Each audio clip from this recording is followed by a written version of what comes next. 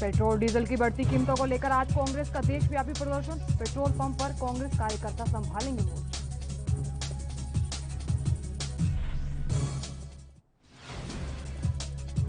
उत्तर प्रदेश में सियासी सरगर्मियों के बीच दिल्ली पहुंचे सीएम योगी।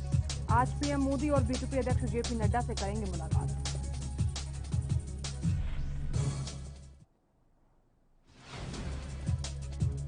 जम्मू कश्मीर के बारामूला स्थित एक कॉलोनी में लगी भीषण आग की चपेट में आई करीब 20 घर। मौके पर पहुंचा दमकल विभाग और सेना। और देश में लगातार गिर रहा कोरोना संक्रमण का ग्राफ। 24 घंटों में 91,211 नए केस तो 3,401 लोगों की गई जान। एक दिन में 1,33,000 से लोग ठीक।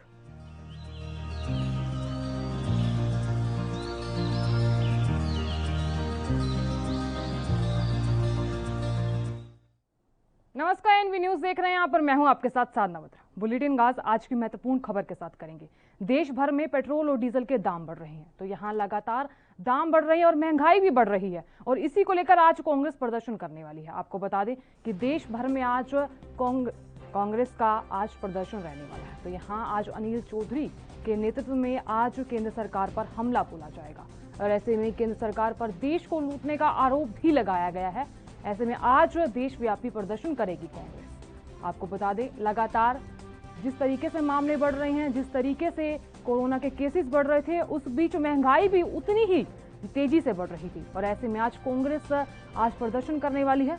तो आपको बता दें कि लगातार जिस तरीके से महंगाई बढ़ रही है और महंगाई अपनी चरम सीमा पर है, उसी को लेकर आज कांग्रेस का प्रदर्शन रहने वाला है, क्योंकि पेट्रोल डीजल के दाम बढ़ रहे हैं, और ऐसे में बढ़ती कीमतों को देखते हुए कांग्रेस का आज प्रदर्शन रहने वाला है।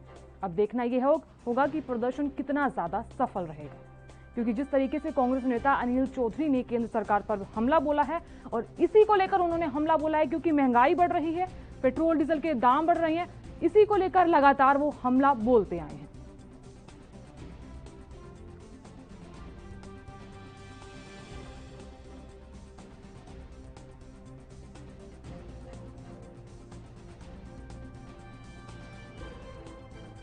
जिस तरीके से केंद्र सरकार पर देश को लूटने का आरोप लगाया गया है,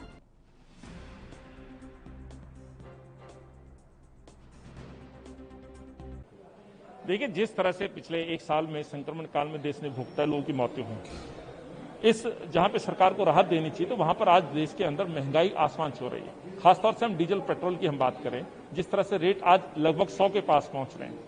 अफसोस होता है कि देश के प्रधानमंत्री कभी इन पेट्रोल डीजल पे सवाल पूछा करते थे मनमोहन जी से 2013, जबकि 2013 के अंदर जो क्रूड ऑयल की कीमतें थी लगभग 117 रुपए प्रति बैरल थी अंतर्राष्ट्रीय बाजार में, और उस समय पेट्रोल डीजल का रेट मात्र होता था 70 रुपए के आसपास, और आज अंतर्राष्ट्रीय बाजार में क्रूड ऑयल की कीमतें हैं लगभग 70 रुपए, और डीजल पेट्रोल के रेट दिल्ली में क्या है, लगभग 95 और 85 रुपए।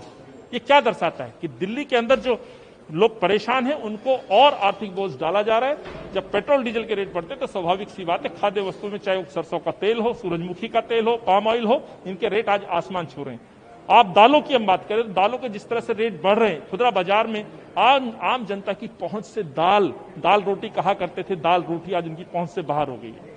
आज गरीब आदमी जब सरकारी घोषणा पे 10 किलो गेहूं लेने के लिए सुबह 8 बजे जाकर इंतजार करता है कि मुझे 10 किलो राशन मिलेगा, और जब राशन नहीं मिलता है तो बेरंग दुखियों के घर लौट जाता है। यानी कि आज किसी भी रसोई में खुशी नहीं है, बावजूद उसके दिल्ली के अंदर और देश में पेट्रोल डीजल पर मोटा एक्साइज और वैट के रूप में पैसा वसूला जा रहा है। मात्र दिल्ली में 25,000 करोड़ अरविंद केजरीवाल ने वैट के रूप में वसूला है। कहां गया? तो बता दें, देश भर में पेट्रोल डीजल के दामों को लेकर आज कांग्रेस का प्रदर्शन रहने वाला है। जिस तरीके से दाम बढ़ रही हैं, जिस तरीके से महंगाई बढ़ रही है, उसी को लेकर आज देशव्यापी प्रदर्शन रहने वाला है। जी हाँ, इसी के चलते कांग्रेस नेता अनिल चौधरी ने भी केंद्र सरकार पर हमला बोला है। उन्होंने कहा है कि जिस तरीके से दिल्ली के लोग हो, चाहे आम जनता हो, वो सब परेशान है, क्योंकि महंगाई बढ़ रही है और पेट्रोल डीजल के दाम बढ़ रहे हैं। चाहे आम जनता हो, चाहे युवा हो, चाहे कोई भी इंसान हो, पेट्रोल डीजल की बढ़ती दामों को लेकर हर कोई परेशान है। तो जिस तरीके से दाम बढ़ रहे हैं, उसी को लेकर आज प्रदर्शन रहने वाला। अब देखना यह है कि प्रदर्शन कितना सफल रहने वाला है। तो आज केंद्र सरकार पर आरोप भी लगाया गया है, क्योंकि जिस तरीके से दाम बढ़ रहे हैं उस तरीके से देश को लूटने का आरोप लगाया है, और ये आरोप कांग्रेस नेता अनिल चौधरी ने लगाया है। कि लगातार दाम बढ़ रहे हैं, तो उसी को लेकर आज हम देशव्यापी प्रदर्शन करने वाले हैं। अब देखना यह है कि किस तरीके से प्रदर्शन रहेगा और कितना सफल रहने वाला है।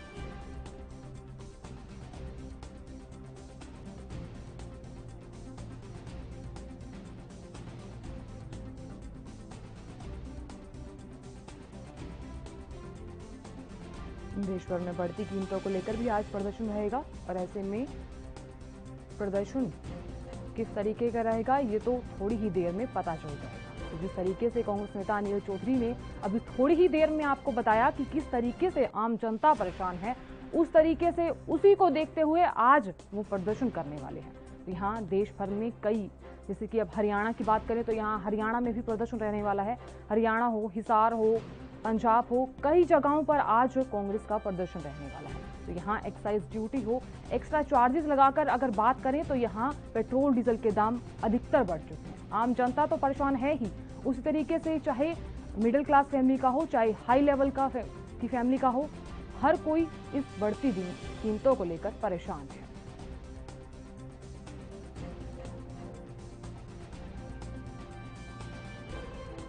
तो जिस तरीके से आज प्रदर्शन रहने वाला, अब देखना यह है कि कितना सफल रहने वाला है। तो थोड़ी ही देर पहले आपको हमने कांग्रेस नेता अनिल चौधरी की बाइट सुनाई, तो जिस तरीके से उन्होंने कहा कि जिस तरीके से दिल्ली वासी परेशान है महंगाई को लेकर, और अगर गृहिणी की बात करें तो गृहिणी भी इस बढ़ती कीमतों को लेकर परेशान है। और इसी खबर पर अधिक जानकारी के लिए हमारे साथ इंदौर से गणेश तिवारी जुड़ चुके हैं। गणेश, जिस तरीके से महंगाई बढ़ रही है, पेट्रोल डीजल के दाम बढ़ रहे हैं, उसी को लेकर आज कांग्रेस देशव्यापी प्रदर्शन करने वाली है। फिलहाल आपसे जानना चाहेंगे कि क्या स्थिति सामने आ रही है। गणेश, आप तक आवाज पहुंच पा रही है?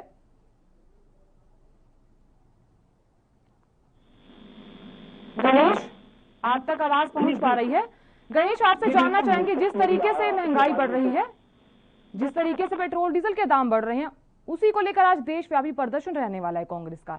आपसे जानना चाहूंगी कि फिलहाल क्या कुछ जानकारी निकल कर आ रही है। देखिए, जिस कदर लगातार पेट्रोल और डीजल के दामों में बढ़ोतरी हो रही है, निश्चित तौर पर अब कांग्रेस जो है आम जनों के साथ, आम नागरिकों के साथ खड़ी नजर आ रही है। और इसी को लेकर अब कांग्रेस जो है पूरी तरह से प्रदर्शन की रणनीति बना चुकी है। और पेट्रोल डीजल के दामों में जिस कदर महंगाई और लगातार इनकी कीमतों पर बढ़ोतरी हो रही है, तो अब प्रदर्शन को लेकर भाजपा सरकार पर कटाक्ष करती हुई नजर आ रही है। क्योंकि पेट्रोल और डीजल के दामों की बात करें तो डीजल अब 96 रुपए पहुंच चुका है अगर मध्य प्रदेश की बात करें, और पेट्रोल की बात करें तो 105 रुपए पेट्रोल मध्य प्रदेश के कई जिलों में पहुंच चुका है। ऐसे में निश्चित तौर से महंगाई जिस कदर बढ़ रही है और ज्यादातर जो ट्रांसपोर्टेशन होता है वो भी डीजल और तेल पर ही निर्भर करता है, क्योंकि ज्यादातर ट्रांसपोर्टेशन पूरी तरह से तेल कंपनियां जैसे डीजल है इसके दामों में बढ़ोतरी हो रही है। इसकी वजह से अन्य चीजों पर भी महंगाई का असर हो रहा है और लगातार कांग्रेस का यही कहना है। जिस तरीके से गणेश, अन्य चीजों पर भी महंगाई का असर दिख रहा है, क्योंकि महंगाई अपनी चरम सीमा पर है, और उसी को लेकर आपसे जानना चाहूंगी कि जिस तरीके से कांग्रेस नेता अनिल चौधरी ने केंद्र सरकार पर देश को लूटने का आरोप लगाया, और थोड़ी ही देर पहले उन्होंने ये भी बताया कि दिल्ली वासी काफी ज्यादा परेशान है इस महंगाई को लेकर। निश्चित तौर पर देखिए, अगर महंगाई की बात करें, अगर आमजनों की बात करें तो आज आम आदमी हर तरह से पूरी तरह से त्रस्त हो चुका है।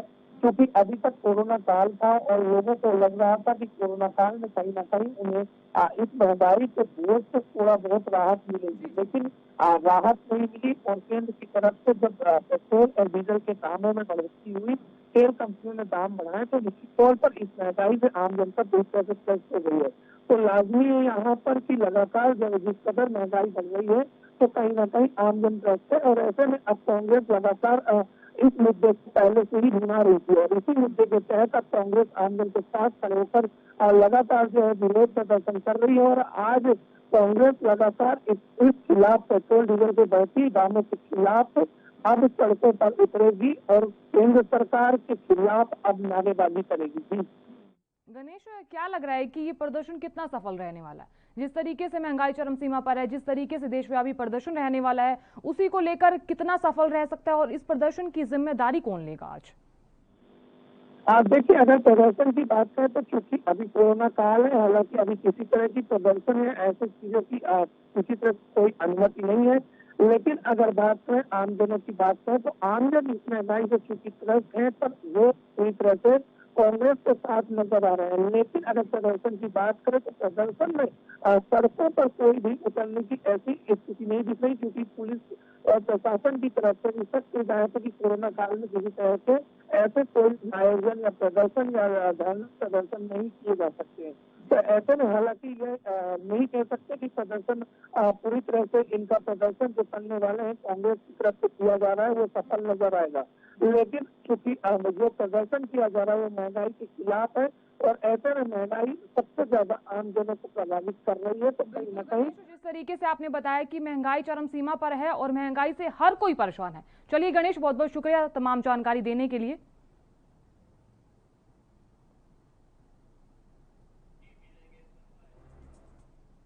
खबरों में आगे बढ़ेंगे और अब बात जम्मू कश्मीर की करेंगे, जहां जम्मू और कश्मीर के बारामूला जिले के नूरबाग स्थित स्वीपर कॉलोनी में गुरुवार देर रात शाम भीषण आग लग गई, जिसके बाद पुलिस और दमकल अधिकारी आग बुझाने के लिए मौके पर पहुंचे। आपको बता दें, अधिकारियों के मुताबिक एक घर में एलपीजी गैस के रिसाव की वजह से आग लगी और कुछ ही वक्त में कई अन्य घरों को भी आग ने अपनी चपेट में ले लिया।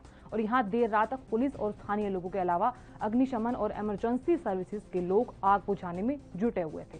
एक वरिष्ठ पुलिस अधिकारी ने यह बताया कि दमकल विभाग की 5 गाड़ियां और सेना की 2 गाड़ियां मौके पर लगी थी और आग बुझाने की पूरी तरह से कोशिश जारी है। एडिशनल एसपी के अलावा डीवाईएसपी मुख्यालय और स्थानीय एसएचओ सहित कई वरिष्ठ पुलिस अधिकारी मौके पर मौजूद थे और स्थिति का जायजा ले रहे हैं। फिलहाल आपको ये भी बता दें कि मौके पर स्थानीय प्रशासन के भी कई लोग मौजूद हैं।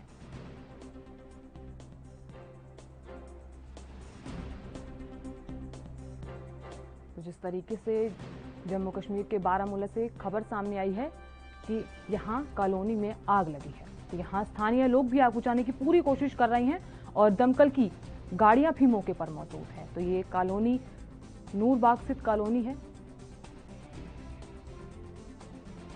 और इस खबर पर अधिक जानकारी के लिए हमारे साथ रविंद्र श्रीवास्तव जुड़ चुके हैं। रविंद्र, जिस तरीके से कॉलोनी में आग लगी है और फिलहाल मौके पर सेना और दमकल की टीमें भी मौजूद हैं, आपसे जानना चाहूंगी कि फिलहाल क्या स्थिति सामने आ रही है।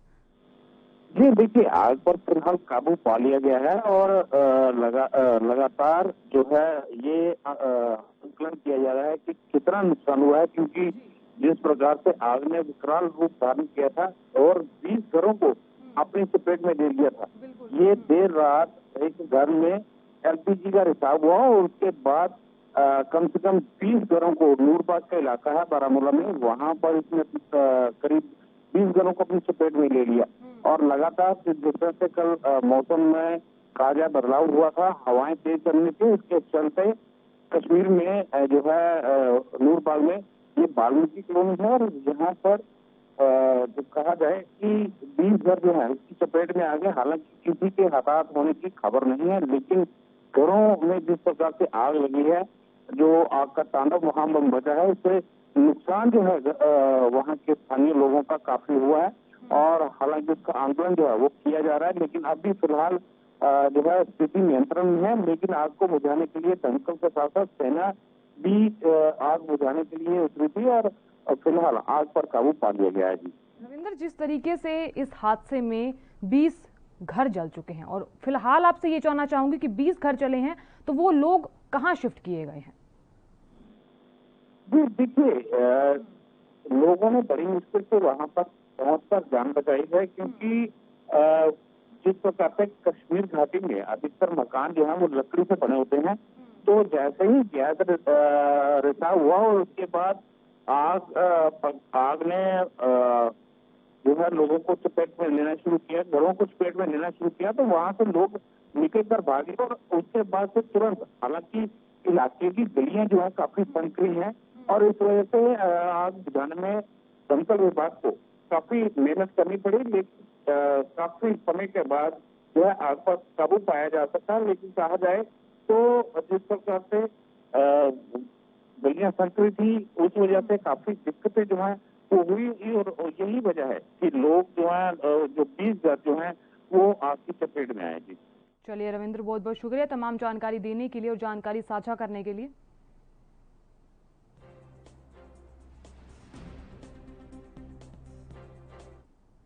उत्तर प्रदेश के मुख्यमंत्री योगी आदित्यनाथ कल दिल्ली पहुंचे तो यहां अचानक ही वो दिल्ली पहुंचे। योगी का दिल्ली पहुंचना और केंद्र समेत बीजेपी के बड़े चेहरों से मुलाकात करना कई सवाल खड़े कर रहा है। एक और जहां कैबिनेट के विस्तार को लेकर सवाल उठ रहे हैं तो वहीं दूसरी तरफ अगले साल होने वाले चुनाव को लेकर बीजेपी ने क्या महामंथन शुरू कर दी है, इस तरह के सवाल उठ रहे हैं। बता दें आपको, उत्तर प्रदेश के मुख्यमंत्री योगी आदित्यनाथ आज पीएम नरेंद्र मोदी से मुलाकात करेंगे और साथ ही उनकी मुलाकात आज बीजेपी अध्यक्ष जेपी नड्डा से भी होगी। हालांकि कल योगी आदित्यनाथ ने गृह मंत्री अमित शाह से उनके आवास पर मुलाकात की थी, तो यहां केंद्रीय नेताओं से मुलाकात करने के बाद एक बार फिर राज्य में मंत्रिमंडल विस्तार की अटकलें तेज हो गई हैं। इन अटकलों को तब और बल मिला जब सूत्रों ने यह दावा किया कि नड्डा से प्रधानमंत्री नरेंद्र मोदी से मुलाकात की है। तो यहां एक दिन पहले ही बीजेपी में शामिल हुए पूर्व केंद्रीय मंत्री जितिन प्रसाद मुख्यमंत्री योगी आदित्यनाथ से मिले। तो यहां जितिन प्रसाद ने हालांकि इस मुलाकात को शिष्टाचार भेंट के रूप में करार दिया है। तो यहां आपको बता दें कि सीएम योगी कल दिल्ली पहुंचे, तो यहां उनका अचानक ही दौरा रहा, क्योंकि लगातार जिस तरीके से जानते हैं कि 2022 में विधानसभा चुनाव होने हैं, तो उसी को लेकर अटकलें तेज होती जा रही हैं। तो यहाँ कैबिनेट के विस्तार को लेकर भी लगातार सवाल उठ रहे हैं और यहाँ सियासी हलचल भी लगातार बढ़ती हुई नजर आ रही है। और आज भी सीएम योगी आदित्यनाथ पीएम मोदी से मुलाकात करेंगे। अब देखना यह है कि इस मुलाकात में क्या चर्चाएं होगी या फिर कुछ रणनीति पर भी चर्चा की जा सकती है।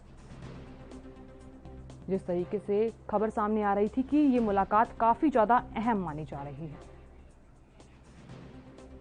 और इस खबर पर अधिक जानकारी के लिए हमारे साथ हमारे संवाददाता राजीव तिवारी जुड़ चुका है। राजीव, जिस तरीके से कल सीएम योगी दिल्ली पहुंचे थे और अचानक ही उनका दौरा रहा, आज सीएम योगी आदित्यनाथ पीएम मोदी से मुलाकात करने वाले हैं, क्या लग रहा है कि कितना अहम लग रही है ये मुलाकात? देखिए, जिस तरीके से लगातार कहीं ना कहीं जो सियासत है वो गर्माती चली जा रही है और इसी को मद्देनजर रखते हुए 2022 के जो चुनाव है विधानसभा के, उसके मद्देनजर रखते हुए शायद ये बैठक की जाएगी और बैठक के अंदर खुद योगी आदित्यनाथ पर दिल्ली के अंदर उपस्थित हुए और दिल्ली के अंदर उपस्थित होने के बाद इस तरीके से आज करके लगाई जा रही है कि पीएम से मुलाकात, यानी कि आज 11:15 के पीएम से मुलाकात करते हैं, उसके बाद में जेपी नड्डा से मुलाकात हो सकती है, यहाँ तक कि अमित शाह से भी मुलाकात सकती है। मगर कहीं ना कहीं जो यूपी की सियासत है वो कितनी गरमाई हुई है और लगातार कहीं ना कहीं उसके अंदर मंत्रिमंडल के जो फेरबदल है वो भी किए जा सकते हैं आज बैठकों के द्वारा। मगर देखना होगा आज सरकार भी किस तरीके की रहेगी और कहीं ना कहीं योगी आदित्यनाथ और पीएम मोदी की बैठक के बीच में क्या रणनीति बनाई जाएगी जबकि 2022 के चुनावों को लेकर। बिल्कुल। राजीव, जिस तरीके से विधानसभा चुनाव है 2022 में, उस तरीके से आपको क्या लग रहा है कितनी अहम रहने वाली है और आगे क्या रणनीति बनाई जा सकती है? जिस तरीके से अभी थोड़ी देर आपने पहले ही बताया कि मंत्रिमंडल को लेकर भी कुछ चर्चाएं हो सकती हैं और कुछ फेरबदल भी हो सकते हैं। देखिए, बिल्कुल सही बात है। यहाँ पर बात करें 2022 के विधानसभा चुनाव की, तो बिल्कुल इसकी तैयारी चल रही है और यहाँ तक कि भाजपा के अंदर सरगर्मी भी बिल्कुल तेज है और लगातार कहीं ना कहीं इसी को लेकर जिस तरीके से योगी आदित्यनाथ दिल्ली पहुंचे और दिल्ली के अंदर आज पीएम मोदी से मुलाकात की जाएगी, जेपी नड्डा से मुलाकात की सकती है या फिर अमित शाह से भी मुलाकात की जाएगी, तो उसको साफ जाहिर रहते हैं कि मुस्लिम मुद्दे की फेरबदल जरूर होंगे। क्योंकि जिस तरीके से पश्चिम बंगाल के अंदर कहीं ना कहीं भाजपा को हार का सामना करना पड़ा था, वही चीज अब यूपी में नहीं चाहते और इसीलिए बड़ी फेरबदल की जाएगी ताकि यूपी की सत्ता है जो भाजपा के हाथ में ही बनी रहेगी। चलिए राजीव, बहुत बहुत शुक्रिया तमाम जानकारी देने के लिए और जानकारी साझा करने के लिए।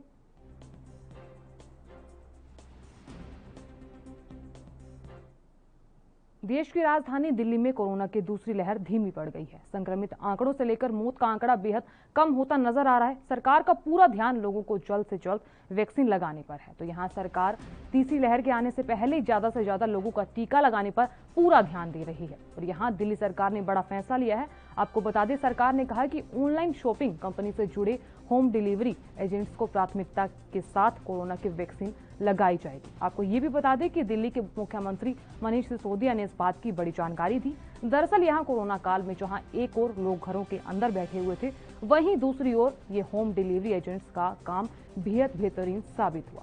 माना जा रहा है कि इन एजेंट्स के चलते लोग खुद को घरों से बाहर निकलने के लिए रोक नहीं सकते। तो ऐसे में इसी को देखते हुए सभी ज़रूरतें चीज़ें समय पर रहते हुए ये होम डिलीवरी की सुविधा लोगों को घरों तक पहुंचाई जा रही थी। लेकिन इसके बावजूद इनके काम को देखते हुए दिल्ली सरकार ने इन सभी एजेंट्स को वैक्सीन लगाने का बड़ा निर्णय लिया है।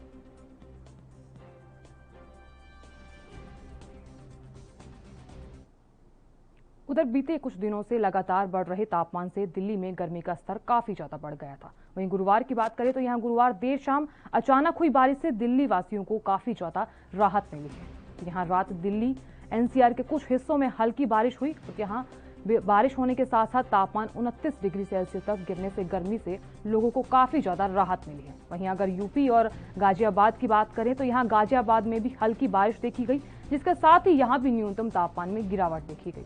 गाजियाबाद में बारिश होने के कारण यहाँ का तापमान 29 डिग्री सेल्सियस दर्ज किया गया। वहीं दिल्ली की बात करें तो दिल्ली में भी तेज हवाओं के चलने के साथ कई इलाकों में हल्की बारिश होने से तापमान में गिरावट देखी गई। तेज हवाओं के साथ आई बारिश के कारण भले ही गर्मी से निजात मिली हो, लेकिन वहीं दूसरी तरफ गाजियाबाद के कई इलाकों में बिजली के चले जाने से लोगों को काफी ज्यादा मुश्किलों का सामना करना पड़ा। ऐसे में लगातार जिस तरीके से बारिश हो रही है, लोगों को गर्मी से राहत तो मिली है, उसके बावजूद लोग लाइट की वजह से भी परेशानियों का सामना कर रहे थे। तो यहाँ अधिकतम तापमान में 1 डिग्री सेल्सियस की कमी भी देखी गई, लेकिन वातावरण में बड़ी ह्यूमिडिटी के लोगों से काफी ज्यादा परेशान किया है।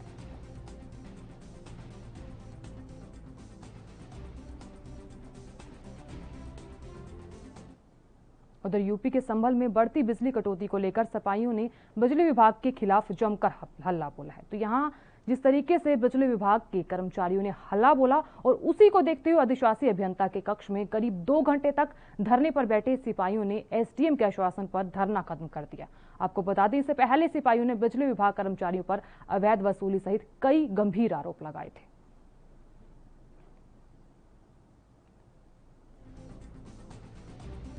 पूरा मामला धरने का कोई मामला संज्ञान में नहीं आया। मैं स्वयं यहाँ मौजूद था। ये लोग बिजली समस्याओं को लेकर के यहाँ वार्ता के लिए एक्सपीएम के पास आए थे और मुझसे भी जब बात हुई तो मैं भी कार्यालय में आ गया ताकि वार्ता जो है सफल हो सके और जो समस्याएं हैं उनका समाधान हो सके।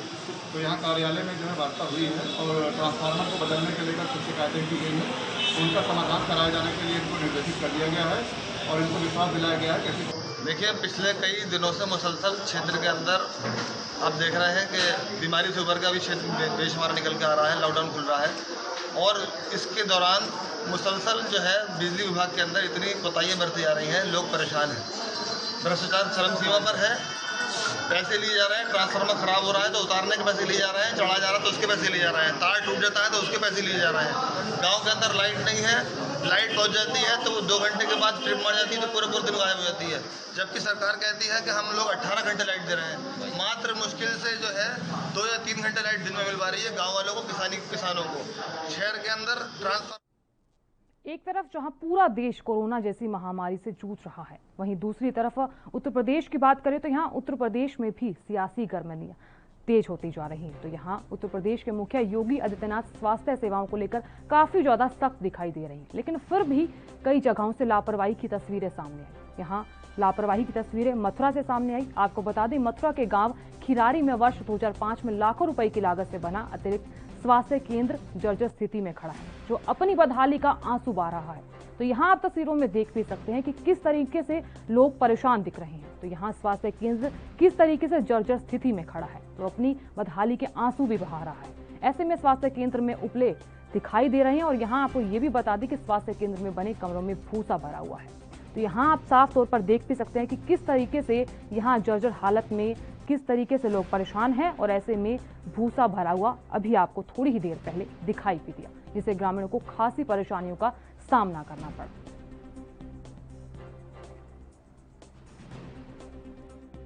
सुविधाओं के लिए और मैं जो भी अधिकारी हैं जहाँ भी हैं कोशिश करूँगा आपके द्वारा भी, मीडिया के द्वारा भी, और ये जो चालू हो तो लोगों को सुविधाएं मिले, अच्छी सुविधाएं मिले, घर पर इलाज मिले, बाहर ना जाना पड़े।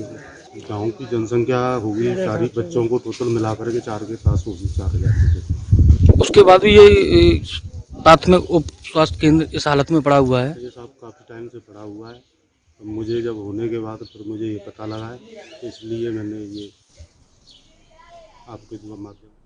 उधर उत्तर प्रदेश की बात करें तो यहाँ उत्तर प्रदेश के बहराइच में देवी पाटन मंडल के डीआईजी पहुंचे तो यहाँ पुलिस लाइन में उन्होंने स्वागत किया गया और ऐसे में बताया जा रहा है कि कोरोना से जंग जीते हुए पुलिसकर्मियों को उन्होंने सम्मानित किया और इसी को देखते हुए कोरोना वॉरियर्स का सर्टिफिकेट भी दिया गया। साथ ही उन्होंने कल शक्ति मोबाइल को भी हरी झंडी दिखाई और उन्होंने ये भी बताया कि लॉकडाउन अब फिलहाल खुल चुका है, लोगों को यहाँ राहत भी मिली है और इसी को देखते हुए आपको ये भी बताते चले कि महिलाओं को किसी भी तरह की कोई भी दिक्कत का सामना ना करना पड़े, उनके साथ छेड़छाड़ ना हो, इसीलिए शक्ति मोबाइल को हरी झंडी दिखाई गई है। आज डीआईजी देवी पाटन मंडल जनपद बहराइच पहुंचे, जहां उन्होंने कोरोना से जंग जीतने वाले पुलिसकर्मियों को सम्मानित किया। साथ ही साथ पुलिस लाइन में शक्ति मोबाइल को हरी झंडी दिखाकर रवाना किया। साथ ही साथ उन्होंने ये भी बताया कि लॉकडाउन खोल दिया गया है, शक्ति मोबाइल पूरी तरीके से महिलाओं की सुरक्षा करेगी। इस मौके के ऊपर जिलाधिकारी दिनेश चंद उपस्थित रहे। रफीकुल्ला खां कैमरा पर्सन के साथ। उधर यूपी के मिर्जापुर में बैंक के अंदर से 50 लाख रुपए का भरा बैग गायब होने का मामला सामने आया। अब बैंक के बाहर लगी सीसीटीवी फुटेज के सहारे अब पुलिस बैग चुराने वाले युवक की तलाश कर रही है। दरअसल यहां कैश काउंटर पर पैसा जमा कराने के लिए 3 नोट कम होने पर उसका मिलान बैंक कैशियर और कर्मचारी कर रहे थे। तभी तीनों बैंकों में से एक बैंक का, जिसमें बंधन बैंक का 50 लाख रुपया मौजूद था, तो यहां वो बैग लेकर आरोपी फरार हो गए।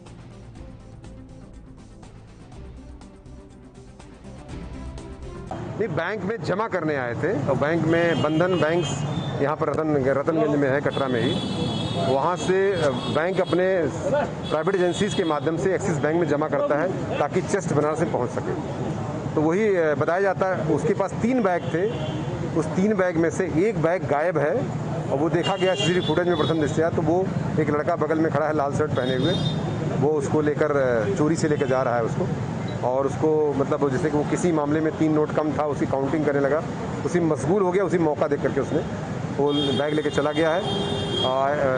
मौके पर हम लोगों ने विजिट कर लिया है और फिलहाल के लिए इतना ही। आप देखते रहिए ANB न्यूज़। नमस्कार।